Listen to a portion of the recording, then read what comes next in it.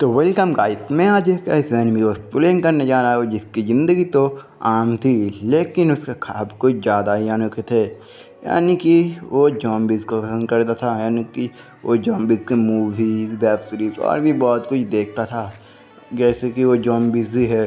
तो अब हम इस कहानी को आगे देखेंगे। अगर आपको ये कहानी पसंद आई तो ही मैं इसको अपने चैनल पर कवर करूँगा। तो आप लोग प्लीज़ सपोर्ट करना और कमेंट में बताना ये कहानी कैसी लगी। तो कहानी की शुरुआत में हमें हमारा मेन कैरेक्टर दिखाया जाता है, जो कि लैब में कुछ कर रहा था। तभी एक लड़की आती है, जो कि हमारा मेन प्रोटैगनिस्ट होती है। वो कुएं की तरफ चिल्ला के बोलती है कि मुझे इस ज़िंदगी को क्यों दिया, मुझे इस अमीर घर में क्यों पैदा किया, मैं मर क्यों नहीं जाती। और हमारा हीरो ये सब सुन रहा होता है और बाद में हमारा सीन कट होता है। तभी एक लड़की को दिखाया जाता है जो कि ज़ॉम्बी से भाग रही थी, लेकिन तभी हमें पता चलता है वो एक मूवी थी। हमारा मेन कैरेक्टर नाम होता है चिहिरो। हमें उसका कमरा दिखाया जाता है जहाँ पर किताबें, ज़ॉम्बीज़ की सीडी और भी वगैरह वगैरह पड़ा हुआ था। हमारा मेन कैरेक्टर सपना होता है कि उसका इनकाउंटर है कि हम भी लड़की से हो। तभी हमें स्कूल का सीन दिखाया जाता है जहाँ हमारे जो मेन कैरेक्टर के दोस्त बोलते हैं कि ये इसने ज़ॉम्बी क्यों पसंद है। तभी मेन कैरेक्टर बोलता है कि मुझे भी नहीं पता। यहाँ से हमारा सीन कट हो जाता है। हमें उसकी फैमिली को दिखाया जाता है। उसका ग्रैंडपा का नाम होता है चिहिरो, उसके बाप का नाम है दोआन और उसका छोटी सिस्टर का नाम होता है मीरो। वो लोग बात कर रहे रहते, तभी हमारा चिहिरो का पाबू नाम का एक बिल्ली का कहानी आ जाता है सामने। वो एक बिल्ली थी जो चिहिरो को बाहर मिली थी, यानी कि अनाथ, लेकिन उसका एक दिन एक्सीडेंट हो गया और वो मर गई थी। तभी चिहिरो सोचता है कि किसी के डेट से पहले किसी को खोने का दर्द इतना ज़्यादा गहरा क्यों होता है। तभी उसे कुछ याद आता है, वो अपनी किताब ढूंढ रहा था। इस किताब में मरे हुए जीव को फिर से रिकनेक्ट यानी कि जिंदा करने का राज छुपा था। वो बाबू की बिल्ली के कबर को खोद के उस बिल्ली को लेके चला गया था एक लैब में, जहाँ पर वो अकेला रहता था। उस लैब में वो ज़ॉम्बी बनाने का दवा बना रहा था। तभी उसे चीखने की आवाज़ आती है। तभी देखती है वो लड़की जो हमें पहले दिखाया जाता है, वो फिर से आ जाती है, जिसका नाम है रिया। वो अब देखता है कि वो फिर से वही बात बोल रहा है कि मुझे उस फैमिली में क्यों पैदा किया, मैं उस फैमिली से जाना चाहती हूँ, मुझे भी आज़ाद होना है। तभी हमारा मेन कैरेक्टर ये देख के थोड़ा सा शर्मा जाता है और उसके हाथ से जो बोतल है वो नीचे गिर जाता है। ये देख के वो लड़की भी मीरा भी देख लेती है और वो ऊपर देखती है तो वहाँ पर एक लड़का था। फिर से वो मीरा उस लैब में जाती है और उससे बात करती है कि तुमने ये जो वहाँ पर देखा वो किसी को कुछ भी मत बताना, इसके बदले में तुम जो चाहो मैं वो करने के लिए तैयार हूँ। ये सुन के हमारा मेन प्रोटैगनिस्ट थोड़ा सा शर्मा जाता है, हैरान हो जाता है। तभी बोलता है कि तुम यहाँ पर क्या करते हो। वो बोलता है कि मैं यहाँ पर ज़ॉम्बी बनाने की दवा बनाता हूँ। ये सुन के वो बोलती है ठीक है, तुम प्लीज़ मुझे भी अपने साथ ले लो क्या। मेरा मेन कैरेक्टर सोचता है, फिर राज़ी भी हो जाता है और पूछता है तुम इतने अमीर ख़ानदान से हो फिर भी तुम्हारा इतनी सारी तकलीफ़ें क्यों है। तब वो कहता है कि हम अमीर है लेकिन मेरी ज़िंदगी बहुत ही ख़राब है, तुम जैसी मामूली ज़िंदगी आई है मुझे, इतना मामूली कि मुझे कभी भी कोई तंग ना करे, मुझे कभी भी कोई कॉलेज जाना ना जाना इस सब के लिए परमिशन ना लेना पड़े। ये बोलता है वो हमारे मेन कैरेक्टर को। तभी चिहिरो बोलता है ठीक है, तुम चाहो तो मेरे साथ काम कर सकते हो। फिर वो दवाई को बनाने का बड़ा का सारा फॉर्मूला दिखाता है उसे। फिर वो बोलती है कि मुझे भी इसमें शामिल कर लो। फिर वो राज़ी हो जाता है। तभी हमारा सीन कट होता है और वो सोचता है कि ठीक है, तो अब आगे वो बोलता है कि तुम चाहो तो मेरे साथ काम कर सकते हो, लेकिन लेकिन लेकिन उसे वो वहाँ पर जाने को मना करती है। फिर भी वो उस दवा के लिए बाहर पे चले जाता है। तभी हमारा चिहिरो उसे बचा लेता है, लेकिन उसे कहता है कि इस दवा को बनाने में हमें बहुत मेहनत लगी है, लेकिन तुम आज मरते मरते बची हो। तभी वो अपने बाबू को उस पर ट्राई करता है उसे ज़िंदा करने के लिए, लेकिन कुछ भी नहीं होता। तभी उसे वो बॉक्स में बन के वापस घर जाता होता है। तभी वो घर चला जाता है, लेकर वो अपने पापा के पास चली जाती है और उसकी बहन बोल रहे थे, जिसका नाम था रिको, वो बोल रहा था कि तुम यहाँ पर क्या कर रहे हो, ये बॉक्स क्या है। तभी वो बॉक्स को खोलता है और वो बाबू बिल्ली जो था वो भाग जाती है और वो सोचता है कि ये तो एक ज़ॉम्बी बन चुका है। तभी रिया को दिखाया जाता है और उसके पापा उसे फिर से सजा दे रहे थे। उसे बोलता है तुम कॉलेज नहीं जाओगे। तभी मरने के लिए जो दवा उसने लिया था वो खा लेती है फिर दूसरे दिन उठ के देखता है वो उसे कुछ भी नहीं होता, वो ज़िंदा है। तभी वो सुनती है कि उसका बाप चिहिरू को मारने के लिए उसके बटलर को पैसा देता है। तभी वो चले जाता है। रिया उस चिहिरू को बहुत ढूंढती है, उसके स्कूल में भी ढूंढती है, लेकिन वो उसे नहीं मिलता, क्योंकि वो बाबू को पकड़ने के लिए वो जा रहा था। वो कह रहा था कि बाबू अब एक ज़ॉम्बी बन चुके हैं, लेकिन चिहिरू इस बात से इनकार करता है। तभी बाबू भाग जाता है और वो उसे पकड़ने के लिए चला जाता है। यहाँ पर रिया उसे बहुत जगह ढूंढती है, घर में ढूंढती है, बाहर ढूंढती है, स्कूल में ढूंढती है, रोड में ढूंढती है। तभी उसका बटलर रिया को देख लेता है और उसके बाप को कॉल कर देता है। तभी बाबू को मिल जाता है, नहीं यानी कि हमारे मेन कैरेक्टर को बाबू मिल जाता है। तभी देखती है कि रिया पहाड़ से कहीं जा रही थी। तभी उसका बाप उसे पीछे से बोलता है, तुम अभी सड़क से सीधा सीधा मेरे साथ घर चले जाओ, तो मैं तुम्हें कोई भी सज़ा नहीं दूंगा। लेकिन रिया को पता है कि वो घर चला जाए तो उसे फिर से वही ज़िंदगी जीना पड़ेगा, इसलिए वो इस बार हिम्मत दिखा के मना कर देती है, कि बोलती है कि मुझे तुम्हारे साथ घर नहीं जाना। इस बात से उसका बाप बहुत ही गुस्सा हो जाता है, उसे ज़बरदस्ती लेने जा रहा था। लेकिन बाबू उसके रक्षा के लिए वो बिल्ली सामने आ जाती है और वो बाबू से बात करे, तुम्हारा बहुत बहुत शुक्रिया। तभी उसका बाप गुस्से में उस बिल्ली को मारने जा रहा था। तभी रिया उस बिल्ली को बचाने के लिए सामने आ जाती है और गलती से वो छरी रिया को लग जाता है और गिर जाता है। और वो उसका बाप सोचता है कि नहीं, मैं तुम्हें नहीं गिरने दूंगा। उसका बाप नहीं चाहता था कि उसकी बेटी मर जाए। तभी वो बहुत ही तेजी से नीचे गिरता है और वो मर जाती है। हमारा मेन प्रोटैगनिस्ट अब देख देख के बहुत ही बुरा हुआ था कि उसे जो बचाना चाहिए था वो नहीं कर पाया।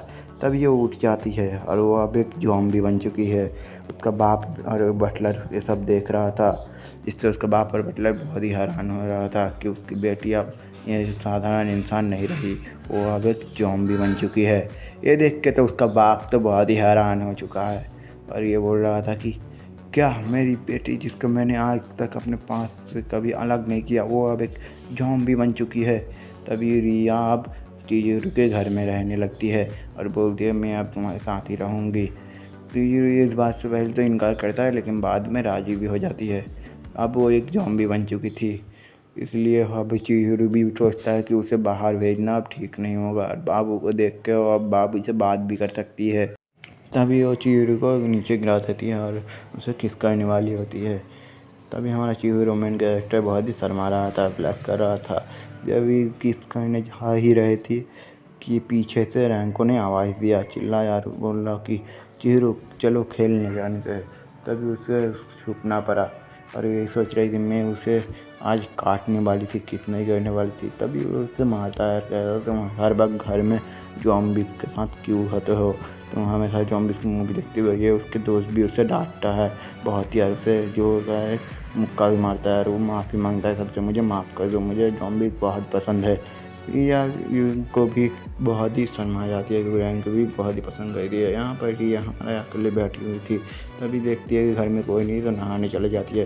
तभी हमारा मेन कैरेक्टर का ग्रैंडपा आ जाता है और वो रिया को देख के थोड़ा सा हैरान हो जाते थे। रिया उसे धक्का देख के जल्दी जल्दी कमरे में आ जाती है। तभी हमारा मेन कैरेक्टर चिहिरू घर में आ जाता है। वो देखती है कि वो पूरी नंगी थी बिना कपड़ों की।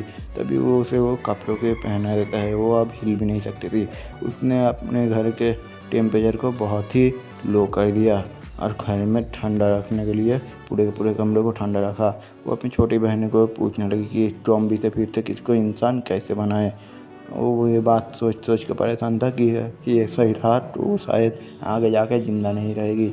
उसे तभी एक बात याद रहती है कि उसकी वो बुक से वो ज़ॉम्बी बना के किताब बनाया था, वो बुक और किसी ने नहीं, उसके ही ग्रैंडपा ने लिखी थी।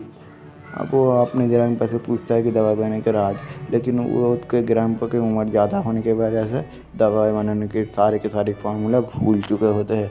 तभी रैंक को देखती है कि उसके कमरे में एक लड़की रहती है। उसके कमरे में तलाशी करने के बाद उसे रिया मिलती है। रिया उसके ऊपर कूद जाती है और उसे चाटने लगती है। तभी दूर से बाबू भी ये सब देख रहा था। तभी अचानक हमारा मेन कैरेक्टर आ जाता है, रिया को धक्का मार देता है।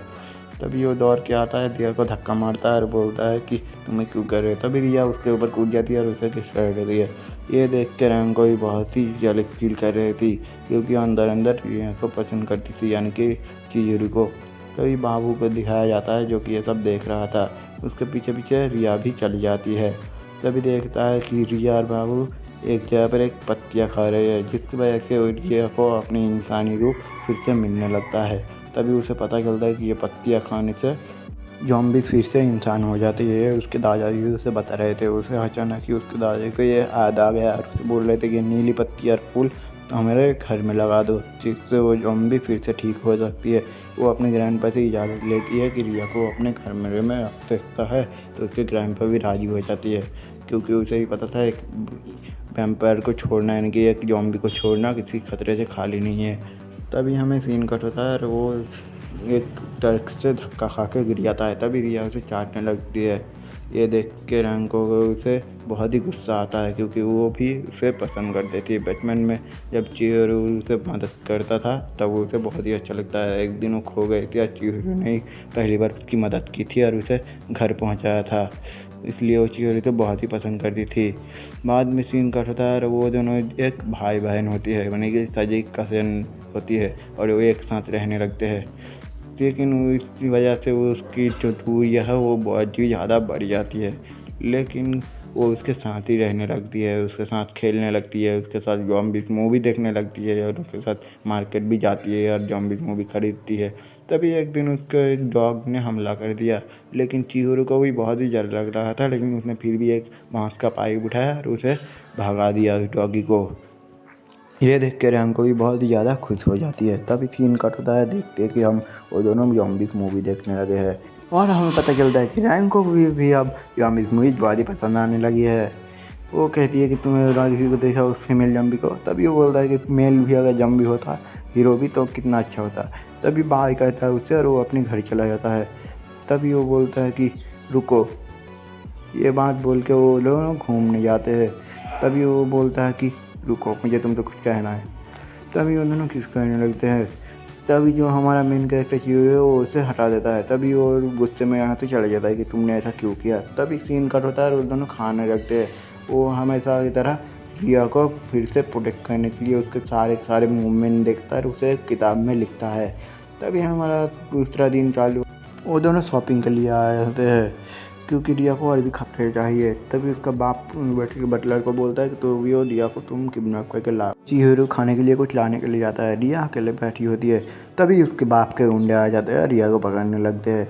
लेकिन रिया पहली जगह इंसान नहीं होती, वो अब ज़ॉम्बी हो जाती है, इसलिए उसके बाद सुपर नेचुरल पावर होती है, वो सबको मार देती है।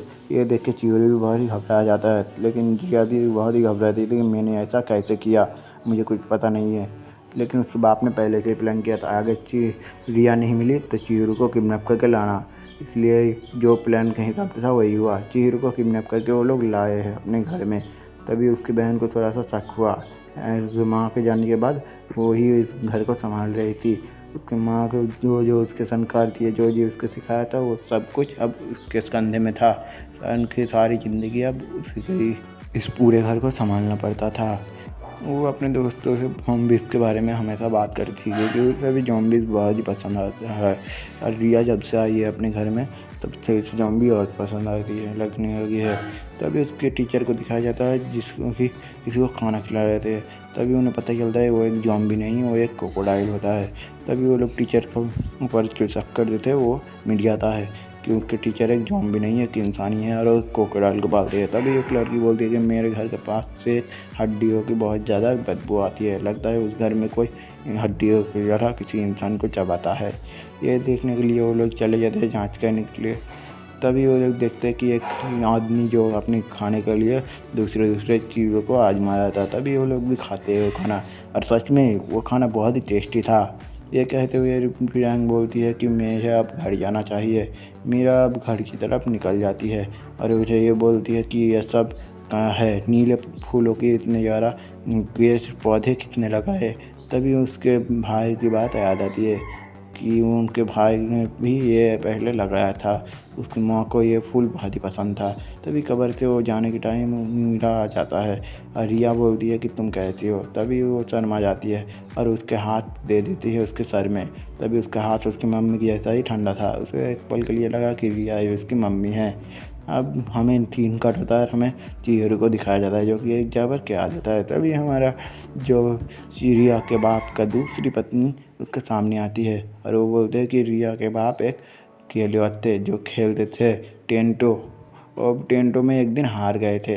तभी रिया की मॉम से उनकी मुलाकात हुई। रिया की मॉम बोलती है कि जो एक बार हार गया वो हार गया, लेकिन ज़िंदगी सबको दूसरा मौका देती है।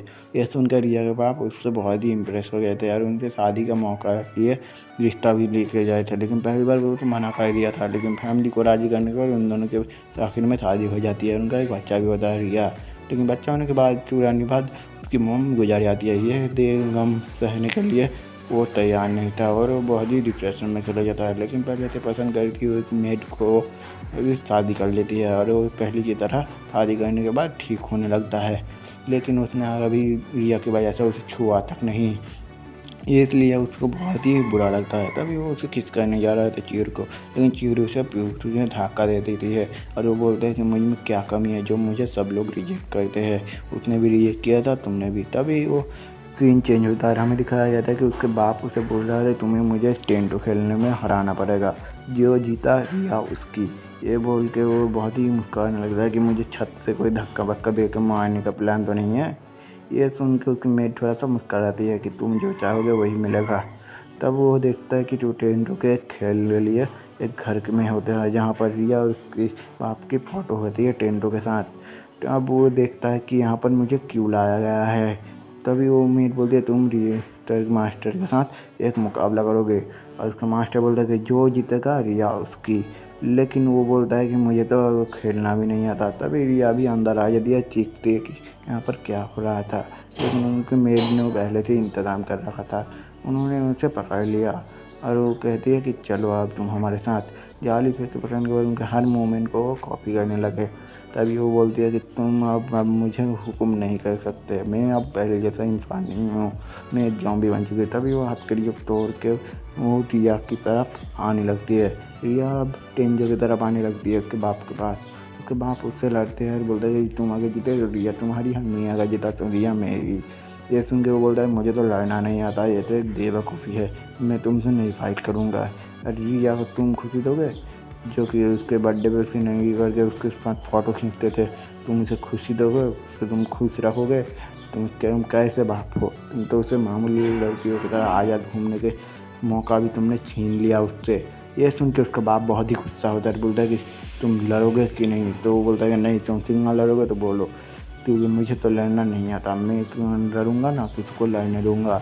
ये सुन के उसका बाप भी बहुत ही गुस्सा होता था। ये मुस्कुराते हुए बोलता है कि तुमसे तो उसको बाप कहने के हक भी नहीं है। ये सुन के वो गुस्सा हो जाता है और उसके पेट में एक चाकू भोंक देता है। ये देख के रिया बहुत ही ज़्यादा घबरा जाती है और बोलती है कि तुमने ये क्या किया डैड, तुमने उसे चाकू भोंक दिया। ये देख के वो भी बहुत ही गुस्से में आता है। ये लो, जैसे को तैसा अपने सिर से उसे मार देता है। ये देख के बोलता है कि तुम तो बनी ड्रेस में बहुत ही अच्छी लग रही हो रिया। चीड़ को ऐसे देख के वो बहुत ही खुश होती है कि तुम्हारे पेट में तो चाकू का है तो तुम मरी क्यों नहीं। तभी वो बोलता है कि मुझे पहले रिया ने चाटा था, इसलिए शायद मुझ में अभी अब जॉम्बी जैसी पावर है, मैं अब आधा जॉम्बी और आधा इंसान बन चुका है, इसलिए मुझे अभी दर्द नहीं हो रहा, मेरा दिल भी धड़क रहा है। ये सुन के वो बोलता है कि मैं पहले तुम्हारा सिर को 2 हिस्से काट दूंगा। ये देख के वो भी बहुत ज़्यादा घबरा जाती है, लेकिन तभी रिया उसको रोक देता है और बोलता है कि आप मुझसे दूर क्यों नहीं रहते। तो उसके बाद बोलता है मैं तुमसे बहुत ही प्यार करती हूँ, तुम्हारे माँ के बाद वो भी तो हूँ मेरे आखिरी संतान और मेरे आखिरी उम्मीद।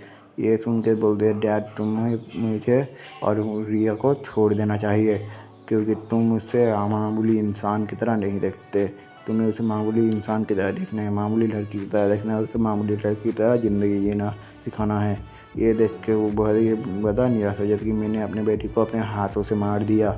ये सुन के वो भी बहुत ही हैरान हो जाता है, लेकिन वो बोलता है तुम रिया के साथ रह सकते हो, लेकिन तब तक ना मुझे एक अच्छा डॉक्टर नहीं मिल जाता, मैं उसके इलाज करने के बाद तुमसे उसे वापस ले लूँगा। ये बोल के वो चला जाता है और वो के बाद वो दोनों भी बहुत ही हैरान हो जाते हैं। तभी रिया खींच आती है, बोलती है कि तुम्हें क्या हुआ चीरू। हमें दूसरी तरफ उसके बाप को दिखाया जाता है जो कि अमेरिका जा रहा था अच्छे डॉक्टर के तलाश में। वो कहता है कि मैं तुम्हें ठीक करके ही आऊँगा। ये सुन के वो चला जाता है। तभी हमें दूसरा सीन में दिखाया जाता है कि रिया जो है वो एक नर्स के देश में होती है और उसका इलाज कर रही थी, क्योंकि उसे बहुत ही ज़्यादा चोट लगी थी। इस चोट की वजह से वो अभी हिल भी नहीं सकता था और वो एक दिन से कोमा में था। तभी रैंक को आ जाती है और बोला कि चीहरू तुम्हें क्या हुआ, तुम ठीक तो हो ना, तुम्हें कैसे ये चोट लगी। तभी वो देखती है कि रिया अभी पीछे खड़ी हुई है। ये देख के बोलती है तुम तो एक ज़ॉम्बी हो ना। तो बोले हाँ हाँ। तो रिया भी उससे समझने लगी थी कि रिया उसकी मंगेतर नहीं है, यानी कि रैंको उसकी मंगेतर है। तभी हमारा चीहरू बोलता है ये झूठ बोल रहा है, बचपन में मैंने एक बार कहा तो था कि मैं तुम्हारे साथ शादी करूँगा, मैं तुम्हारे साथ मंगेतर होऊंगा, लेकिन वो बस मजाक मजाक में कह दिया था। तभी रिया को रियलाइज़ होता है कि रैंको उसकी राइवल हो सकती है। तभी हमें सीन कट होता है, नदी के किनारे दिखाया जाता है। वहाँ पर रिया बोल रही थी मुझे यहाँ पर बहुत ही अच्छा लगता है, मैं जब भी यहाँ पर होती हूँ मेरा दिल खुश हो जाता है। अब वो दोनों घर जाने लगते हैं। तभी देखते हैं कि कल यहाँ पर फायर वर्क होने वाला है। वो भी कहता है कि इस इलाके में बहुत दिनों बाद भी फायर वर्क हुआ है। पहले तो यहाँ पर हर रोज 2 हफ्ते बाद फायर वर्क होता था, लेकिन अब बहुत ही सालों 1 साल में एक बार होता है। ये सुन के वो भी बोलता है कि ठीक है, मुझे तुम कल वहाँ पर ले जाना।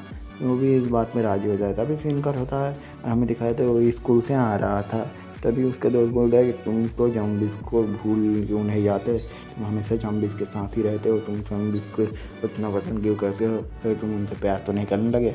तभी रैंक को इस बात से बहुत ही गुस्सा हो जाती है, चीरू को बहुत ही ज़्यादा पीट भी थे। और उसके बाद सीन करते थे वो दोनों बात करते हैं कि तुम रिया को पसंद करती हो ना। तो रैंक को बोलता है कि भले ही तुम उनसे पसंद करो रिया को, लेकिन मैं भी तुम्हें बहुत ही पसंद करती हूँ। यह सुन कर चीरू थोड़ा हैरान हो जाता है। तभी हमारा सीन चेंज होता है और उसे दिखाया जाता है क्योंकि रिया अभी घर की सफाई करने लगती है, लेकिन चीरू की छोटी बहन उसे मना कर रही थी। तभी झाड़ू टूट जाता है, रियो भी आ जाता है। चीरू बोलता है कि तुम यहाँ पर क्या कर रही हो, तुम्हें धूप में नहीं निकलना चाहिए। लेकिन रिया कहती है मैं अगर निकलूँगी तो क्या हुआ, मुझे तो कोई दर्द नहीं हो रहा, मैं ठीक हूँ, तुम मेरी चिंता मत करो। तभी सीन करता है रिया आ जाता है, तो बोलता है कि मैं भी तुम्हारे साथ चलूँगी।